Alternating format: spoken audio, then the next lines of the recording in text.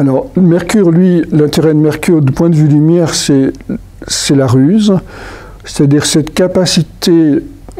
Pourquoi il faut mentir? Pourquoi il faut raconter des histoires?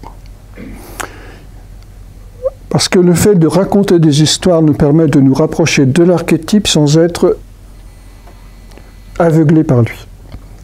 Vous savez que la lumière traite aussi de la question de la vérité, mais quand on se rapproche trop près de la vérité, on devient aveugle. Ça, c'est la mythologie qui nous le dit aussi. Lorsque un héros, dont j'ai oublié le nom, a vu Vénus dans son bain, c'est-à-dire dans la nudité de sa vérité, sans ses vêtements, sans ses emblèmes, etc., il a été puni et rendu aveugle. Et on nous dit aussi dans la mythologie que, ça c'est la question avec Anchise, que un personnage qui tombe amoureux d'une déesse, en l'occurrence c'était Vénus, ici aussi, ou plutôt on nous dit qu'un homme ne doit pas tomber amoureux d'une déesse ou d'un dieu, sinon il vieillirait prématurément. Donc il y a un réel danger à contacter d'une manière directe l'archétype, soit vieillissement prématuré, soit aveuglement, perte de la conscience.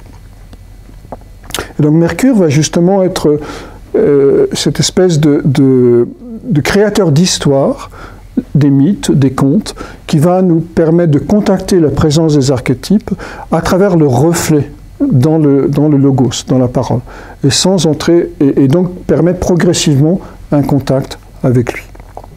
Donc c'est ça la fonction du discours. Alors aujourd'hui, bien sûr, on l'a perverti, hein, ça s'appelle le storytelling, c'est-à-dire on va partir d'un fait anecdotique et créer tout un pataquès de discours. Ce qu'on fait par exemple sur le coronavirus aujourd'hui, mais on part de quelques malades et puis on crée toute une psychose planétaire là-dessus.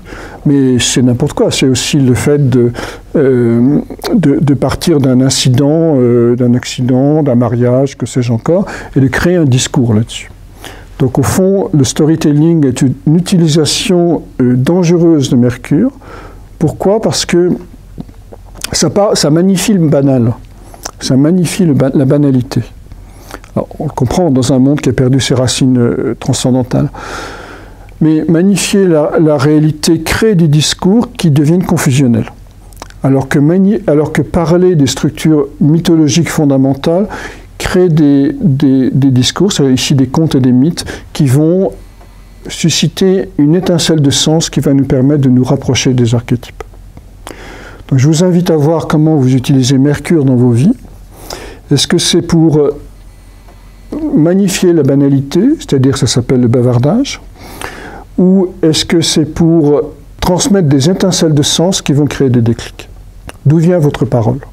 Est-ce qu'elle vient du ventre? Est-ce qu'elle vient du cœur? Est-ce qu'elle vient du ventre, c'est-à-dire des besoins narcissiques de reconnaissance? Le nombril, hein, vous savez, il est au bon endroit. Et est-ce que ça vient du cœur? Normalement, la parole vient du cœur. Pourquoi normalement? Parce qu'il suffit de regarder le corps humain, hein, les poumons entourent le cœur. Donc la parole, les mots que vous prononcez à chaque instant sont réchauffés par la chaleur du cœur. Alors c'est une métaphore biologique, c'est un fait biologique, mais c'est une métaphore symbolique.